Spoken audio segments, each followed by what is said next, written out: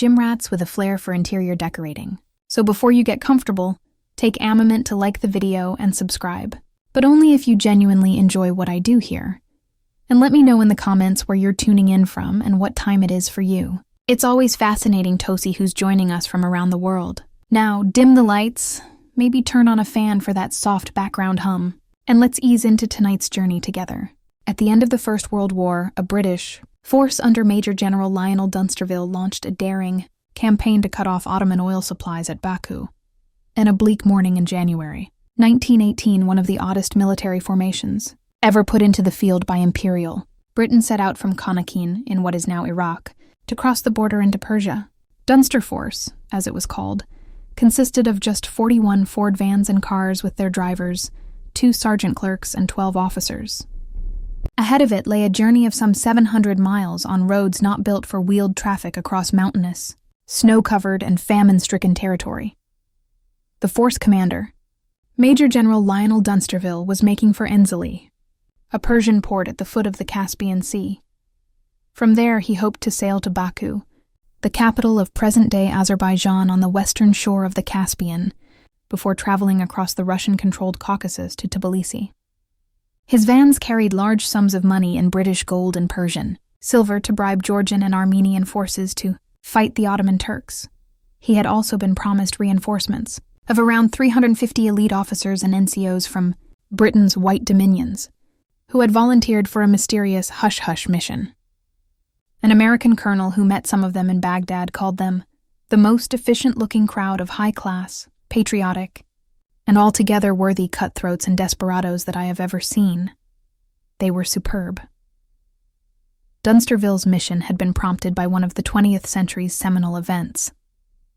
2 months before he set out, Russia had undergone the second of the 2 revolutions which convulsed the country in 1917.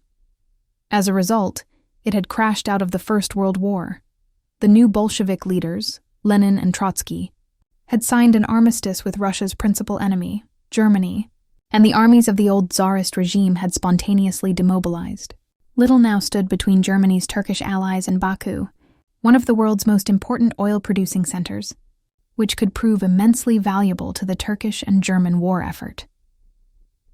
Just as alarming from the British perspective was the prospect of the Turks pressing on across the Caspian to invade Muslim Central Asia, from which they might threaten Britain's prized imperial possessions in India. Such a threat had been among British strategists' worst nightmares for much of the 19th century, though in the past it had been the Russians, not the Turks, who were the principal danger. In the absence of organized Russian resistance to the Turkish armies following the revolution, a British agent in Baku had suggested, in December 1917, sending a high-level political military mission to the Caucasus to persuade the locals to take up arms against the Turks. Dunsterforce was the result. The mission was an exceptionally challenging one, but Britain's military planners believed they had the right man for the job. Dunsterville was a career Indian Army soldier, but also unusually capable of thinking outside the box. He had been at school with Rudyard Kipling, who later wrote a series of school stories under the umbrella title Stalky and Co. Stalky was an insurgent prankster, a young lord of misrule, well known to be based on Dunsterville. Perhaps the brass hats in London had read their Kipling and concluded that Dunsterville Stalky was the man for them.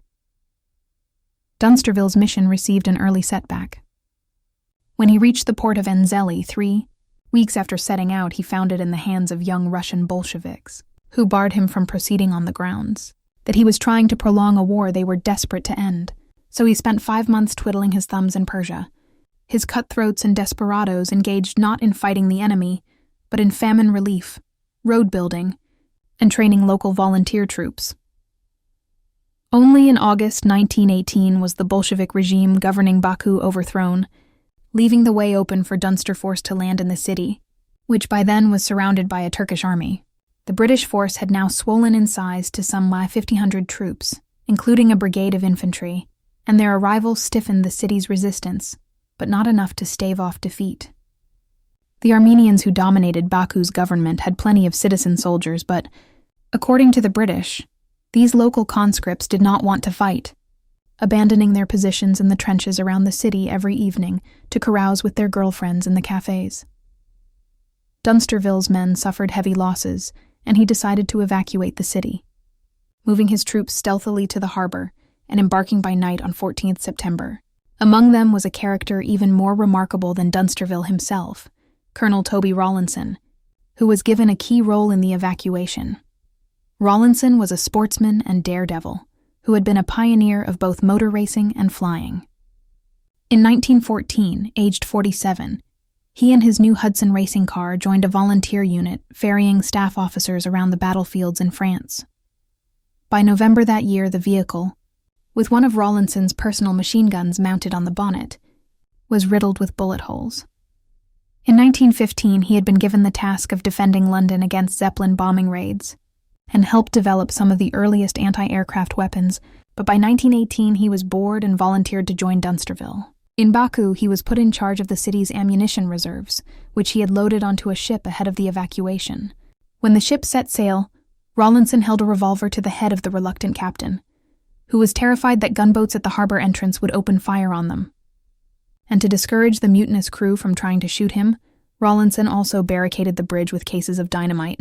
The gunboats did fire, but, despite being hit several times, the ship did not explode. Many of the men involved in Dunsterforce were equally colorful characters, but some of those who should have been in Baku could not make it. The agent who first suggested sending a mission to the Caucasus was Edward Noel, an eccentric whose exploits in later life included attempting to drive a charcoal-fueled Rolls-Royce from London to India. Noel should have been part of Dunsterforce, but had been captured by local freedom fighters on a visit to Persia and imprisoned for 5 months. He had been put on trial, marched out to face a firing squad, and held for much of the time in solitary confinement. His cable to London when he was finally released was a masterpiece of laconic understatement.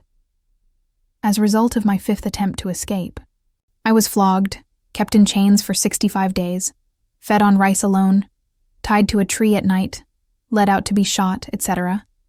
Health good. The Battle of Baku is today largely forgotten. Some thought Dunsterforce a Dunster farce, incompetently led and chaotic. But most observers then and now think Dunsterville did a decent job in very difficult circumstances.